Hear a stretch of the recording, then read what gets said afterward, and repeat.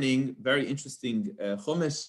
We're learning about the basic of a lot of the judicial system, a lot of the civil laws, and going to share it with you. Actually, 1 second. I'm sorry, guys. I need to grab something. I'll be right back.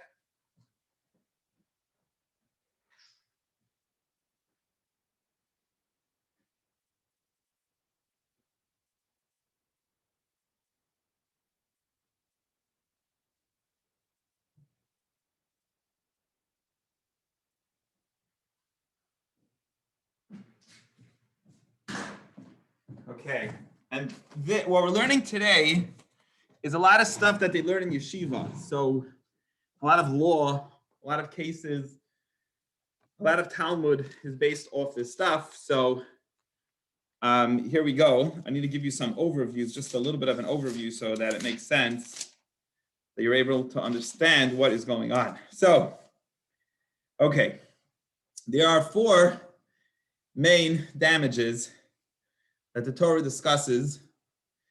And we basically learn, there's different lists actually.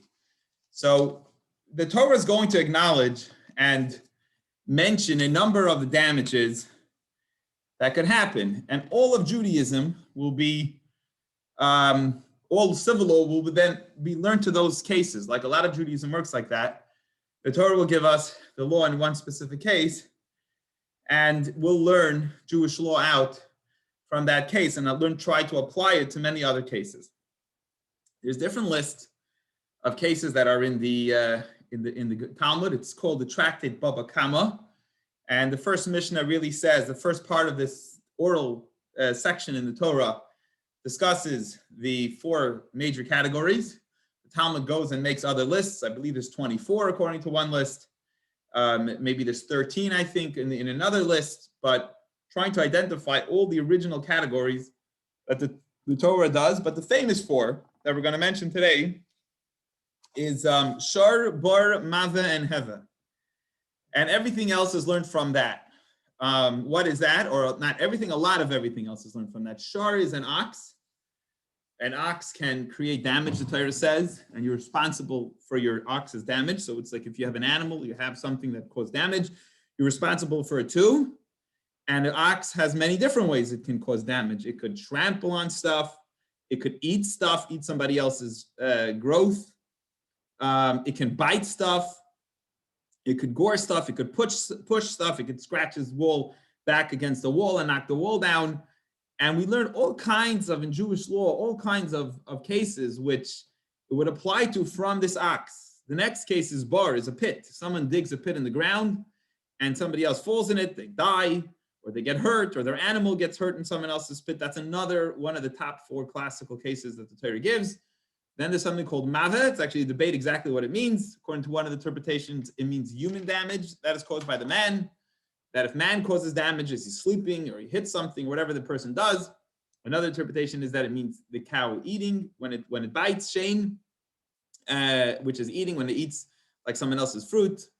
Imagine your animal went and ate something and it damaged it. And the last one is hever, is a fire. So if you create a damage with, like, for example, one of the nuances in fire is that you didn't, maybe just you made a fire pit in your backyard, God forbid, and then the fire went out of damage. So you never intended it to burn down in California like people have done, but you only did it, so maybe you shouldn't be responsible. I lit a fire in my own yard. The wind came and pushed it. Should I be responsible? These are examples of the 4 classical cases in order to really understand the basis of Jewish law. Really a lot of it comes from here, and many hours and days and weeks and years and months and years are spent in yeshiva really studying this in order to understand these laws. Perhaps that's why many yeshiva boys will go on to become lawyers, because they're already so well versed in a lot of the Jewish part elements of this law, and then I'll apply it, learn the secular element of it. So without further ado, let us get down to business over here and start learning the Torah, start learning these different verses that we have. So today is the Tuesday, so we're holding the 3rd section of the Torah. We're cramming a lot in simply because these are heavy stuff, a lot of law, and as we go through, there's a lot to learn in this week of lessons. Is tremendous amount of laws. Maybe the most mitzvahs are actually perhaps in this week's parsha, possibly, or one of the most for sure. So we're holding verse 4. Ki yivar ish Okay, ki yaver ish sada oikerem.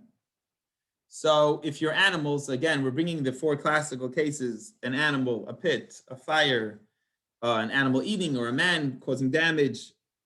Ki yaver ish sada oikerem. So the person has his animals. It means he leads his animals into a field or a vineyard or a kerem. Shilach es beiroi, and he let his animals loose. What happens when you let your animals loose? Shilach, they trample. Your animals are loose now, right? You didn't take care of your animals. You're allowing your animals to go and roam around. You can be guaranteed that the animals will trample on stuff. Another thing you could be guaranteed, they're going to eat stuff. They're going to eat and demolish stuff, right? That's guaranteed. They might not gore somebody.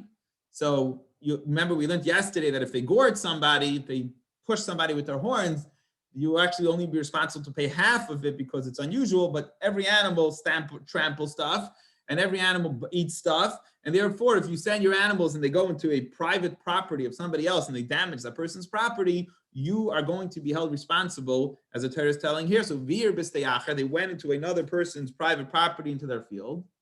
You now have to pay. You have to pay for the damage that you did. Now, how do you pay? I mean, today we have credit cards and we have, all kinds of ways that a certain person can pay. In those days, if you didn't have the money, you'd have to give up some real estate. You'd have to give up your property. So a big section is, I guess today it's not so common. You're not exactly, maybe God forbid, someone's in a case which they have to pay up. They might have to sell their house.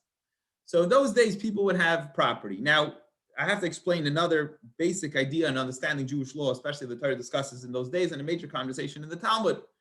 People would have different sections of real estate, right? So they own, like today, you own maybe a property. Some people own property in Florida.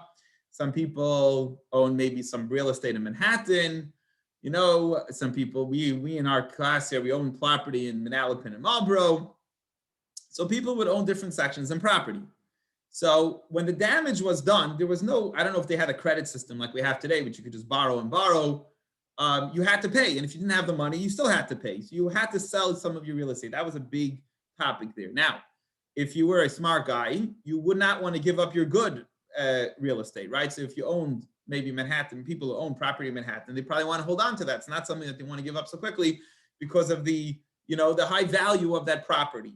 So let's say somebody owns $1 million for damage that his animals did. He went and he wasn't careful enough with his animals and he let them damage someone else's property. Now he has to pay. The guy who's selling property, who has to pay for the damage that was done, he'd much rather give his property in Camden. He owns a real estate in Camden. He's like, you know what? Nothing's happening with it anyway. I'd rather give you Camden property. And the guy who got damaged would much rather you pay from your property in the city. Like, I'd love to have property in the city. There's no way I could buy that. I'd much rather get that. So a big question that comes up in Talmudic times, again, because you had to pay, you didn't have the cash. How are you going to pay? You're going to use property to pay. Who do you listen to? The guy who caused the damage wants to give the worst property, and the guy who got damaged says, look, you hurt me. I don't want just any property. What am I going to do with property in Camden? I want your best property. So in verse 4, he says, this is another novelty in the study of the Torah, Meitav Sadeu, Meitav Karma Yishalem. He has to pay from the best property, from the best vineyard, the field, and from his best field and his best vineyard. He has to give up the Manhattan property. Now, it's a big discussion in the Talmud here. My son is learning this in Yeshiva right now. He just learned this. It's a big debate in the Talmud. Whose best field? Is it the best of the field of the guy who caused the damage, or does he have to pay from the equivalent to the guy who got damaged? So we're not going to get that detailed into today. The bottom line is you got to give the good property, not the wasted property. Since you're paying, you're ending up, there's no borrowing there. There's no credit cards at the time. You got to cough up some property. That was the discussion. You got to pay from the good, best property. Again, you have to only pay how much you damage. It caused $1 million damage. You don't have to pay more, but which property do you have to give up? You got to give up the better property that's better for the guy who got damaged. I guess you hurt the guy, you damaged the guy. So on. Now, what about a fire? So fire is an interesting case. Let's see verse number 5. Kiseitse, a fire went out. Kiseitse H, verse 5, a fire comes forth. What does that mean? So you might say, look, I didn't go, God forbid, the guy who caused the damage didn't go, as we know, there's a lot of forest fires in California, didn't go into the forest and light the forest in California. Let's say, God forbid, he went into his backyard and he lit a fire. It's very dry season. There happened to be thorns nearby. Unfortunately, the fire went and traveled to the thorns. It went into the other guys, into the thing. He should have definitely been more careful for what he did. You know, they have those signs, high alert, whatever. So, and he should have been more careful with what he did. And the fire went out from his own personal fire that he lit. Umatza kaitzim, and it met up, it found thorns. There were some thorns on it, which obviously carried the fire really quickly. And then the problem was it went from the thorns, traveled, v'nechal gadish oyakama, it went into a corn stack or standing corn. It went and now destroyed your neighbor, God forbid, this guy's neighbor's field, and I got destroyed because he was making a barbecue or a fire pit in his backyard. Is he responsible? Oy hasada, or let's say there was a field, and maybe a field wouldn't cause as much damage. You'd say, look, there's no crop there in the field, it's just a field. Yeah, but a field, what happened is, remember, those days farming was the main business back in the day. The guy had to plow his whole field, and then the next day after he went and he worked so hard and he plowed, the guy's fire came and burnt the whole field. Now he has to re-till it again, re-plow the whole field again in order to make it usable for what he needs. Oy hasada, or the field. So the Torah tells us, Shalim Yishalim Hamaver Esabeira. I'm sorry, the guy who made the fire, he must pay for the damage that was done, even though it was in your own property and you didn't try deliberately. And no, you should have been more careful. There were thorns nearby, and the thorns led to there. The guy who makes the fire, he is responsible. So again, 4 cases the Torah discussed a pit yesterday, we discussed an ox yesterday, and now today we discussed a fire and animals trampling and eating food in the field. And maybe the most of Jewish law in damages, a great huge section in Jewish law is learned from these few verses that we just learned today and yesterday. Okay, now we're going to go into another very famous case. Again, years and years in yeshiva are spent on this topic here, so we're going to give you a small snippet of it in today's verse. There are 4 kind of watchmen, okay? There are 4 kind of shoymrim, 4 kind of watchmen, very famous, that the Talmud discusses, and it comes from today's Chumash. What are the 4 kinds of watchmen you could be? So let's take a case of a cell phone. Let's talk about a cell phone, very common case today. So somebody gives you a cell phone to watch. They give you a cell phone to watch. How aggressive do you have to be in watching that cell phone? It's going to depend what kind of arrangement you had with the guy who lent you the cell phone. Okay, so try and follow with me. We're getting to a lot of law here. See if you could follow the case with me together. So either your friend could tell you, could have happened to you, someone told you before, do me a favor, I'm going away on vacation.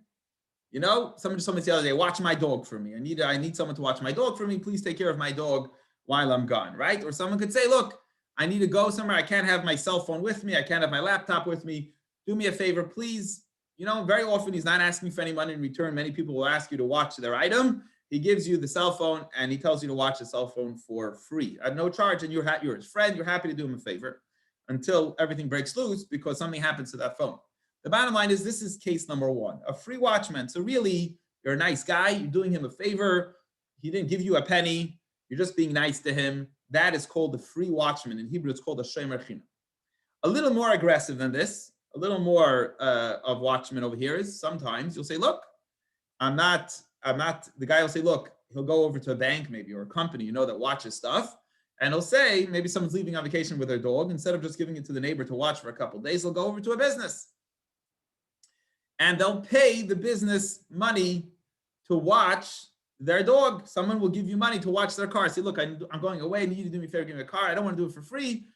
I want to pay you, right? There are companies that do that. Or your friend will say, look, I'll give you $100. Just do me a favor, watch my phone for me for the next week. Hold on to it, don't lose it. Now, this guy is going to be held to a greater responsibility. He's going to be held to a higher degree of responsibility because he's actually getting paid for it. So the guy who's doing a favor for free, we're not going to hold him as responsible as this guy. We're going to hold him a little less responsible. But the guy is being paid. Listen, we expect more. You went to a company, you paid them to do a service for you. You paid a guy to do service for you. There's a certain expectation that's there, a certain level of responsibility that's there, how he has to watch it. So we're going to hold him to a higher standard. Go even higher. You want to go to the 3rd level, and this is the highest level, and that's considered a borrower.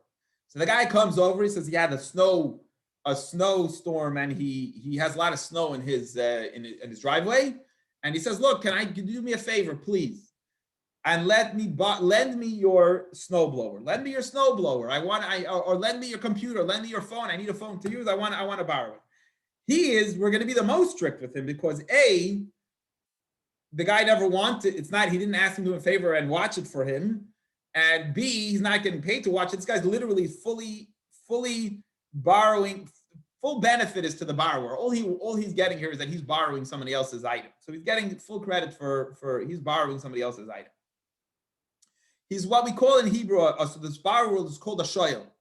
So just to recap, and then I'm going to share with you a fourth level too.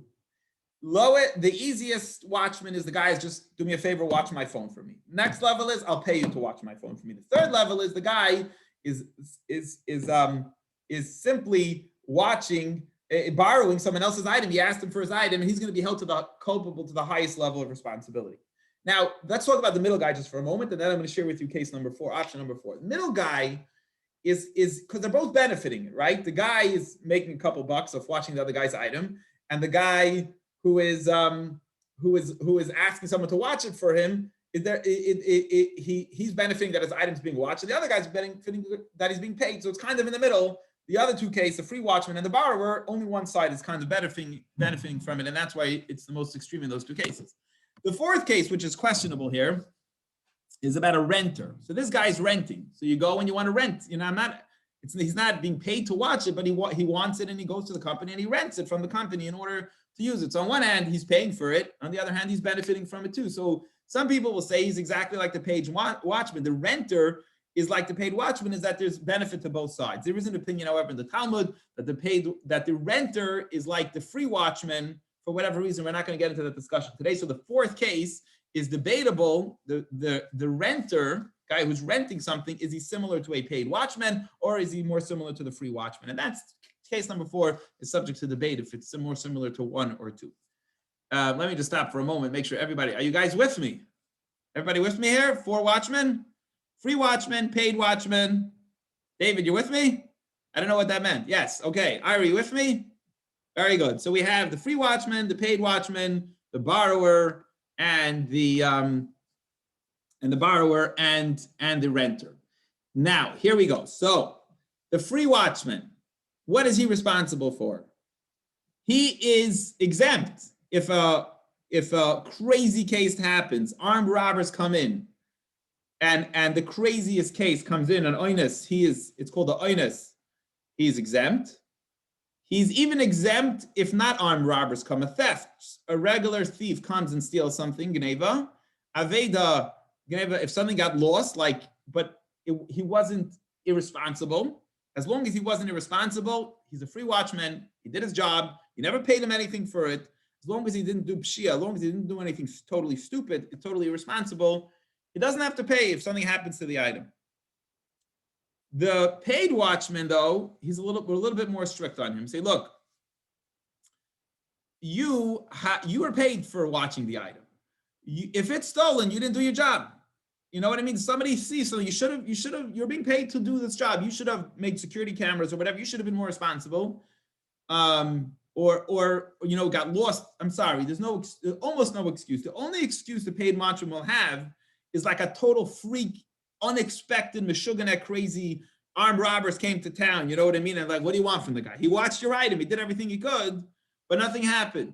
I guess like that famous story with Rothschild. Like he watched your items up to a level, but I mean, there's not an expectation that he has to die for your item. You know what I mean? So at that, the paid watchman would be responsible at a higher level than the free watchman, but not at the cost of his life or not at a total freak accident.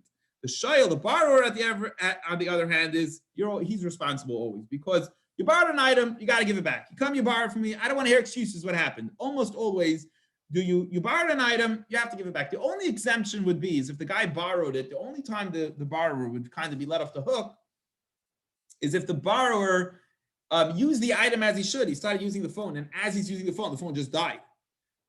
Then he's not responsible. He didn't do anything wrong. You gave him an item to use and it wasn't usable, and therefore he's not held responsible at that case. Or the one other exemption the borrower will be allowed off the hook is if the owner who lent him the item is there with him. Like the guy comes over to your house, he's like, here it is. Here's my snowblower, use it regularly. And he's there with you together, and some freak thing happens to the snowblower, you weren't responsible, then you're also exempt. Okay, so we have 4 cases of watchmen, 3 cases with 3 different levels of responsibility that they're held to. Any questions or comments on what I just shared? Or are we good? Everybody good? Okay. Let us get now into the Torah. Hopefully that was clear. We had a little introductory to fifth grade in yeshiva. Yes, Ira. Does the value of the item determine how much the watchman has to go out of their way? Like if someone's watching, like you said, a cell phone or a pen versus you give them their car to watch or something more valuable, do they have to expend more money to watch over it, so to speak? You know what? I guess whatever's normal for it to be watched was what the expectation is. We're not talking about. We're discussing in how it was stolen. So you have to be responsible. I don't think the discussion is you have to be responsible. The question is, what's the level of responsibility that's expected from you? So you're probably right. Responsibility for a car would be a higher level of, in other words, if you leave a car around somewhere or you leave a red pen around somewhere, there's a much bigger chance that the car will get stolen than the pen, let's say if it's an expensive car. So you have to have the right level of protection in the item. I would say that that's necessary for that item. That all would be negotiated. That makes a difference to these specific cases here. You're expected to guard things in the way it normally is guarded. If you did less than the way it's normal, so let's say with a car, you have to lock the doors, and if you're in an area which has an alarm, you probably have to put the alarm on for the car. Otherwise, it's called negligence. If you didn't lock your doors in New York, that's called negligence. I don't know if you didn't lock your doors in Manalapan, if that would be called negligence. So, right, negligence is always an obligation. If thieves came you're right, if you give me a good example, if thieves came at night and stole somebody's car, perhaps if he was a paid watchman, if he was a free watchman, he would be off the hook. If he was a paid watchman, you're being paid to watch the car. You have to make sure that it's not stolen. But if armed robbers came and took the car from you, then you would be off the hook. If someone came to a car place and, like a country nearby came and overtook the thing, then you'd probably be off the hook. So yeah, kind of addressing the issue. This is so many hours of discussing this. I'm just trying to do a short overview. Okay, verse Vav, pasuk Vav. Kiyitin ish, verse 6. So a man gives his friend. We're talking about the free watchman right now. Okay, so stay with me. This verse is talking about the free watchman. He gives his friend to watch for him money or vessels, utensils. Lishmar, to guard. He goes to his friend. He says, "Here, I'm giving you money. I'm giving you a diamond necklace to watch, or I'm giving you my vessels, whatever it was, lishma to guard, and it is stolen from the watchman's house." So now let's talk about the thief first. If you catch the thief, then you leave the guy alone, the watchman alone. He has to pay double. We've been learning that the rule is that if you stole something, not just you have to pay the principal, but the thief has to pay to the original owner of the item double for stealing his item. Good. So the guy that helps if the cops can track down, find the thief. But the plot thickens. What happens if he cannot find the ganav? Again, we're talking about the free watchman, as I said before. Now, then the watchman has to go to the judges, bring him into court. We gave you a $10,000 necklace to watch, and you're telling us that it got stolen and we cannot find the thief. If we found the thief, you're off the hook. The thief got to pay back 2 diamond necklaces. But what about you? What about we can't find the thief, so we have to trust you. So and the judges make him swear that he didn't misappropriate his fellow's property. So we have to know you didn't leave. You're saying that somebody stole it from you, but how do I know that you didn't leave the necklace how do I know you didn't leave the necklace outside and it got stolen? How do I know you really are not lying to me? I know I trusted you, but how do I know? So they go to the courts and he has to swear that he did everything that was the responsibility of a free watchman. I put it in my house. I put it in a room. I put it in a drawer. You know what I mean? I didn't leave it in the middle of the public throughway and I didn't hide it. You make him swear that he didn't do anything wrong because the free watchman is exempt from something being stolen. You didn't pay me any money to watch it. The guy comes in, the guy steals it.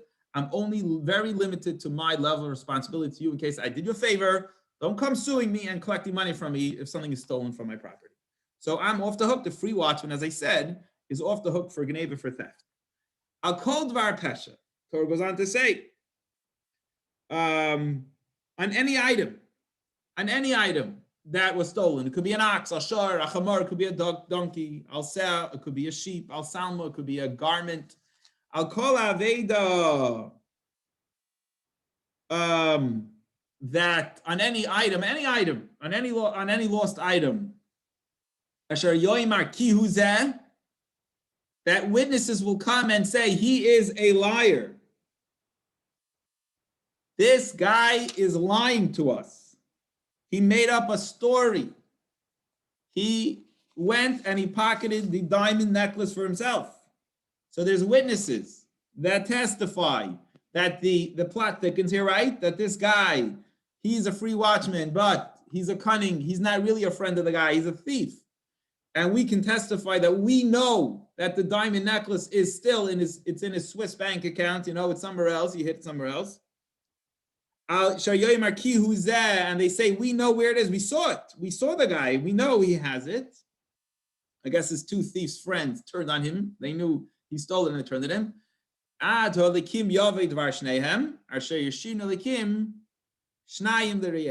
bring it to the judges, and the ones that the judges find him guilty, that he's a liar, that he swore falsely in court, that he really was a good watchman, now he is the one that has to pay double. Okay, he is to pay double. Not the thief is paying double, but he's paying double because guess what? He's the thief. And what did we learn? The halacha is if you steal something and you lie, and we catch you that you're lying, now you got to pay double for it. So you could have the free watchman's off the hook for thievery, but if he's the one who's a thief, then obviously he's not off the hook if he stole it himself, and now he ends up paying double. I'm going to teach you a very interesting law that we learned from this verse, although it's not explicit here, interestingly. The rabbinate will make a person swear. We will basically, so when you want to get off the hook, we say, fine, you don't have to pay for it, but you got to come to the Beth Din. You got to hold the Torah in your hand. There's different kinds of swears, different cases, but however, you swear in the name of Hashem, swear in the name of God that you don't have it. You're hoping the Jew at least would feel like, oh my gosh, you know what? I'm not ready to swear. So that's your obligation. You want to get off the hook, fine. And you know what? You're off the hook. You don't have to pay. But we're going to we need to trust you. So we're going to freak you out and warn you and tell you that you're going to swear in the name of Hashem. And do you know how bad it is for you to swear in the name of God? You're going to have retribution from Hashem and so on. Put the fear factor on him. You don't have to pay, but you got to make us a swear. And you got to swear to us that you don't have the item. Now, very interesting rule is learned out from this. The Torah, he's telling us, Rashi tells us, we learned something out here, that when are you obligated to swear? Only if you partially admit to the crime. So in other words, what case are we saying, for example? If somebody lends another person money, and they say, I lent the guy, we had a big business deal, he had a big business, I lent him $1 million. And the guy says, I admit he lent me money, but I only borrowed $100,000 from him. The guy made up now that I owe him $1 million. And I paid him, I'm going to give him back $100,000 of the loan. But it's not true. He made up that it's $1 million. It's only $100,000. Then we make him swear that he doesn't owe him the money. But if the guy says it's not true, I don't even know this guy, or maybe I know this guy, but I never borrowed a penny from him, then we don't make him swear. Because back in the day, they say it like this, that people had some conscience, not like today. But I guess every person that in those days had some conscience. And a guy who you lend money to would never spit you in the face like that and deny it completely. He might want to get somewhat out of it, but he won't completely deny it. Therefore, if he's completely denying it, we actually trust him. If he's partially denying it, then we actually make him swear that what he's saying is true. We believe him if he completely denies it, but if he partially denies it, then we actually make him swear, because we say, you know what? Probably lent him money, he's trying to get partially out of it, and now let's make him swear, and then he won't want to swear, and then I'll have to pay up. I believe later on the halacha work, by the way, is that people lost their conscience and they didn't even believe a guy who's denying it completely, and everybody has to swear. The rabbis put a swearing on such a person. Bottom line is, let's go back to our chumash, that if the thief was the watchman, then the watchman now has to pay double, just like the regular thief has to pay double for what he stole. That's his punishment. Verse number 9. Now we're going to move on to the next case. We're going to talk about a shomer sachar, the paid watchman, who is responsible for theft. So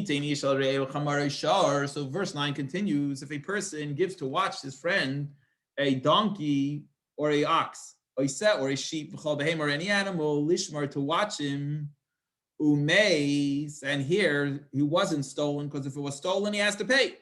Here what happened was, he said, listen, could you watch my donkey, my donkey for me? Yes. Watch my dog for me. Yes. And then the dog ended up dying. Oy nishbar, or it broke, something got hurt. Oy nishba, or it was captured, somebody came and took it, stole it. Ein roya, and the problem is that nobody saw what happened. So that's the case here. It died, it got injured, it was seized, and there's no eyewitnesses to what took place. Verse 10, Shvuas Hashem tiye ben shneim. This paid watchman, again, if it was stolen, you got to pay, but we're not talking about stolen. We're talking about that it died. If it was stolen, he's held to a higher responsibility. Oh, you're telling me that the animal died, and he has to swear. What's his swear he has to make? I didn't do anything wrong. I fed the animal every day, and I took him on walks, and I gave him his exercise. You're paying me to do it, but I did everything you wanted me to. You gave the dog to a kennel to watch, and they did everything the way that they should. They checked off all the boxes. In Lo Shalach Yad, he swears that he didn't act negligent, right? They did not feed him, they didn't take him on walks, they didn't act very bad with the animal. Then V'lakach Balav V'lo Yishalem, then the owner has to accept it, and he doesn't pay. Again, because the paid watchman has to pay for theft, because you didn't watch it good enough. But what do you want him to do? You paid him to watch your animal, but the animal died. What do you want him to do? Or the animal, somebody, or a freak extreme case came and it was beyond the responsibility of even a paid watchman, then he's not responsible. But theft, he's going to be responsible. Okay, and that is verse 10. That teaches us the next case of paid watchman, verse 11. But the paid watchman, if it's stolen from him, Yishalem V'alav, he has to pay, because you should have been, I'm paying you to watch my animal, I'm giving it to the kennel, to the thing that watches the dogs to watch. You got to now pay up for the damage. In Tarif, verse 12, what happens in Tarif? What happens if he was attacked? You know, in those days, the animals was a big job, but there were wolves, there were sometimes lions, or there could have been cats, large cats. If that's what happened, if the animals came and devoured, attacked the animal, so is the paid watchman responsible? He should bring witness for it, say that, look, this is what happened to the animal. Maybe they could prove from the animal, they could testify or bring witnesses that it wasn't his, that it wasn't his fault. So it depends which kind of animal Rashi says attacked it. If it was a cat, you didn't do your job. You could have fought off a cat, but if a lion came and attacked a sheep, we're not going to hold, you are a paid watchman, but we don't expect you to die saving the other person's animal. And therefore, we're not going to hold you responsible. I guess like the famous Rothschild story, which he protected the king's money, we're not expecting you to die for it. That's not at that level. He ended up protecting it anyway, gave away his own money. But it's not at the level of life and at a lion attacking it that we're going to hold you responsible. That's not what a paid watchman is supposed to do. But a paid watchman is supposed to protect it from smaller kinds of animals, like even a fox. If a fox attacked it, he would be, depending on which animal attacked the fox attacked it, he would be responsible to pay. But if a bear attacked it, a wolf, then he would not be responsible to pay, because that's not the level of expectation from a paid watchman. And here is the highest level of responsibility. A borrower. If a person will borrow from his friend, and after he borrowed it, the above cases that the paid watchman got off the hook from. And it breaks a limb or it dies. And in the paid watchman would be exempt. What do you want? I did everything for the dog, or I did everything for the animal and it died. What do you want from me? But the watchman, I'm sorry, you borrowed my dog, you borrowed my ox, you borrowed my car. I don't care. You're responsible to pay for it. If the owner is not there, I guess if you're giving the guy a ride or something else, and something happens, or he's not just giving her a ride, Rashi tells us. In Balav Imay, verse 14, if the owner's with him, he doesn't have to pay. So as long as the owner was there, worked for you, or was there at the time of the loan, he was there with you. It wasn't like you borrowed and then left from the place. He was kind of with you on premises or so on at the time, or at the time of borrowing it. Even if he wasn't right there where you're borrowing it, he was in the premises with you, that will exempt the person from this high level of, for some reason, the Torah is exempting him from this high level of protection, of being responsible for it if it just, again, it died. So usually a borrower, you say, look, if the guy owner's not of the items not with you, you say, look, I lent you the thing, give me it back. I don't care what happens. Don't tell me excuses or stuff like that, you know? I don't care if an extreme case happened. I lent it to you. I'm not asking you what happened. You have to pay me back what I lent you, right? That would be the case here. Unless the Torah exempts and the owner's there, then he would be exempt. That is verse 14 for you that we just learned. The verse 14 finishes though, if he's a renter, a renter is not held to the same culpability as the borrower, because they're both benefiting in the case of the renter. And then there's a debate among the rabbis. And there's a debate among the rabbis if he's like a paid watchman or he's like a free watchman, but that's subject to debate. The bottom line is the fourth case of a renter is there. And now we're holding verse 15. So we spoke about the four watchmen. We spoke about the four kinds of damages, and we spoke about the four watchmen, and they would spend all year in yeshiva. Ira, your son, could be learning this in yeshiva all year about what we just learned right now. Moving on to another case, ish besula, completely different case. A person seduces a virgin, a girl who he convinced and he persuaded, as Rashi says, and persuaded her to marry him. Asher lo yairasa, and he didn't betroth her. It wasn't done in the kosher right way, right? There was no erisin, there was no engagement there was no betrothal. In those days, as we know, the way it should be, people were intimacy was after marriage, and it was done for an engagement process, and there was a marriage process. And this guy went and seduced the girl, convinced her, pushed her, convinced her, not rape, but did persuade her. B'shachav ima, and he slept with her. Moyer yimharenu loy liisha. What is his punishment for doing that? He now has to be responsible for her like a wife, if she wants to get married. So if she wants the marriage, he can't just call it a day and move out. He now has a responsibility to take this woman as a wife, write her a ksuba, get married for real. You persuaded this girl, you convinced this girl you pushed her and convinced her to want in. And now what's your punishment? You have in, that's it. If she wants in, you're in all the way. Now you have to marry her like a regular girl. You're responsible. All the responsibilities a husband has for a wife, now you have to write for you, have to write her ksuba, and you should marry her. Verse 16, ima'in yima'in. However, if he will, if ima'in yima'in, if, hold on one second.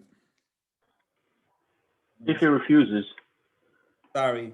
Oh, just getting a text from Rabbi Chazanov here. Hold on, they think, okay. All right, ima'in yima'in. If the father refuses, I guess we're talking about a younger girl who the father, she's still younger, still within, and in those days, I guess they would ask the father for the girl's hand in marriage, as we know, it used to be the style. Ima'in yima'in aviyah. The father says, no, I'm not letting you marry her. I understand something took place, and I consider this almost like rape because you persuaded my daughter, who wasn't maybe at the right age even, to have this done. Then the payment, there is a fine, just like you have a ticket today for doing something wrong. You got a fine. Part of the fine is, so the first fine is you got to marry the girl now. So you'll think twice before you do something like that, because now you're responsible for all the things that a husband is responsible for a wife. But what happens if they say we want out? This is not a healthy guy. We don't want this person in our life. Then you got to pay the fine. The sita like kesef, he has to give him the amount of money. Yishkol kamar psula, according to the dowry of virgins. And Rashi, I believe, tells us here that it's 50 silver shekels is the money. There's a fine for allowing this to happen. This is not allowed to happen, and there's a fine for that taking place. Continuing right along, we're going to do just one or two more verses here. A sorcerer, the Torah jumps to a whole other case that a sorceress, it means a man or a woman, just in those days at least, it was common for the women to be the sorcerers. We're not getting into now exactly what it is. The Torah will discuss it later, exactly what kind of magic we're talking about, that this is a prohibition. But again, like Sechaya is not allowed to live, and Bethdim has capital punishment with this kind of people. Verse 18, Kol Sheichev Behema, bestiality, the Torah teaches us here that bestiality is also capital punishment. It's a severe crime. Whoever lies with an animal, whether it be a male or a female, Mois Yumas is responsible for is Mois Yumas gets a capital punishment. So again, the Torah considers that to be a very serious crime, and bestiality also is capital punishment. I think we're going to finish with this verse, and tomorrow I'm going to have to continue, or maybe we'll do two more verses. If you bring sacrifices to idols, to other gods, to foreign idolatrous things who you're turning into gods,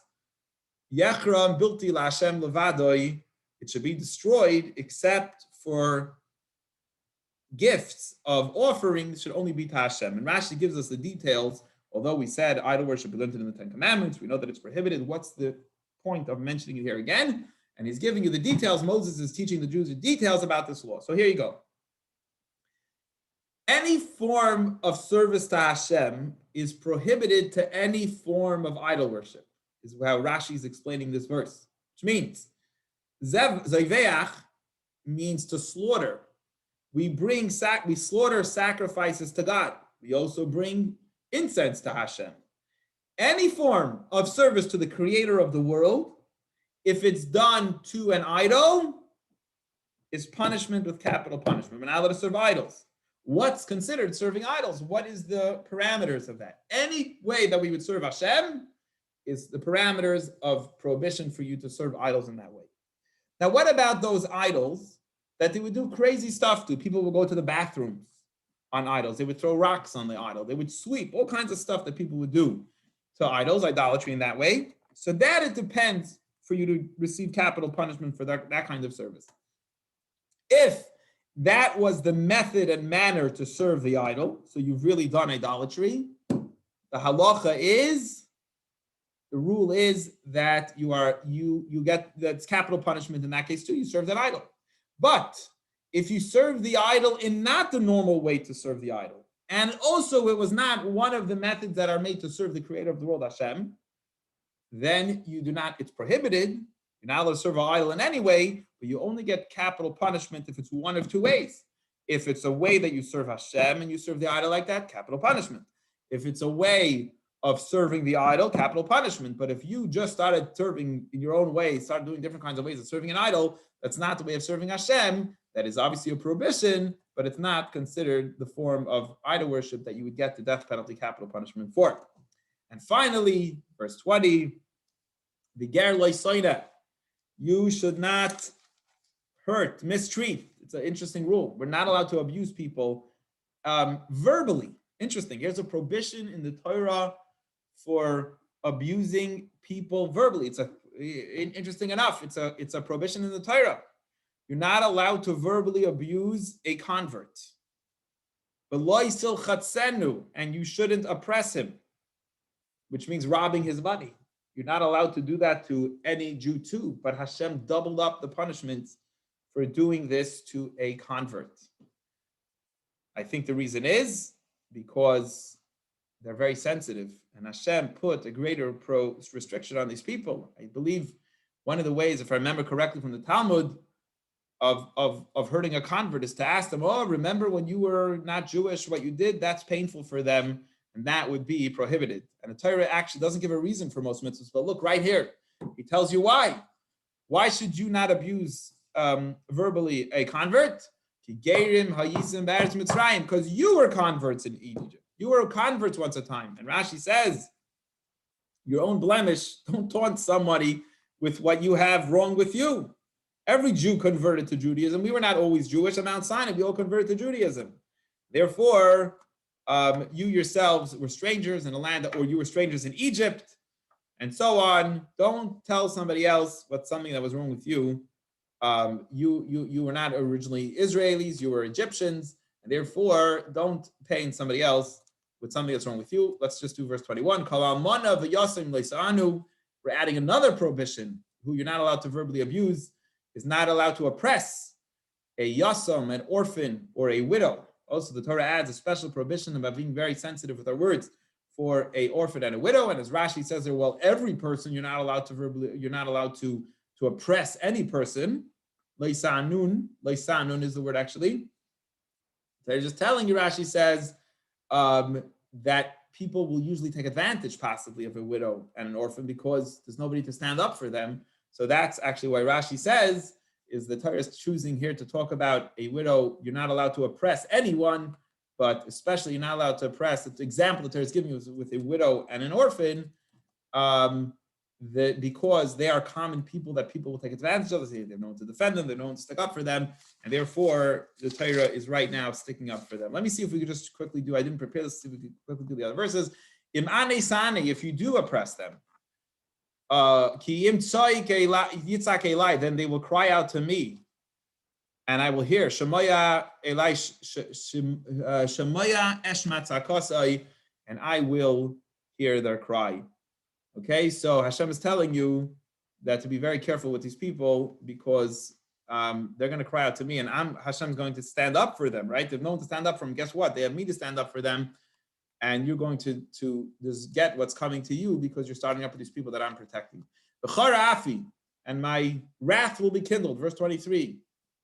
And I will kill you with the sword. Then your wives will be widows. And your children will be orphans. So exactly, you're afflicting somebody else's orphans and widows. And Hashem says, I'm going to do the same thing to you, and you're going to be in the same situation. And therefore, make sure not to start up with these other people.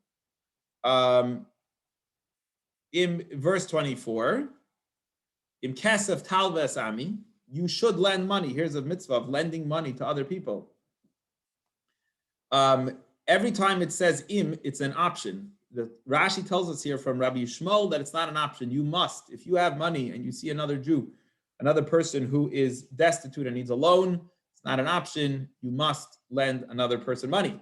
Sa'ani, the poor person, imach with you, has to live together with you. Leisia like Kenosha, and you shouldn't act him like a lender, abuse him instead. You know, like the lenders do, the loan sharks, what they do to you when they want to get payment. And specifically, you're not allowed to put interest on the person. You have to lend without interest to your fellow Jew. You must lend them without interest. Okay. And if you're taking as a guarantee, you take your neighbor's garment as a security until the sunset, you should return it to him, which means that if he needs a garment to sleep in or to be awakened, and it gives you as a guarantee, you could only use it for the time he doesn't need it. You cannot be like those loan sharks who will take everything the person has when you can take it as a guarantee when the person doesn't need it, and then you maybe could swap it for another guarantee. But if the person needs that guarantee, you must give it back to him, swap it out perhaps, and hold something else as collateral. Ki'im ksusoi, the vadahi, it's his only covering, his clothes. Simlas la'oiroi, it's his garment for his skin. But my yishkav, what should he sleep in? What should he sit in? And this guy who's borrowing the money will scream out to me, and he says, Hashem, the loan sharks are attacking me. Shamati, and I will listen to him, kichanun ani, because I am merciful. And that is the end of the tremendous amount of halachas that we learned in today's Chumash. Any questions or comments on today's fascinating class? A lot of stuff. We learned about the 4 watchmen. We learned about the 4 kinds of damages. We learned about seduction. What else did we learn? Being nice to widows, not to have sorcerers, And that is the end of today's class. Any questions or comments before we wrap it up? I have one. I have two questions. Sure. One question is, were these laws for Jews with other Jews, or like with the property and the fire and everything, or is it just for anyone?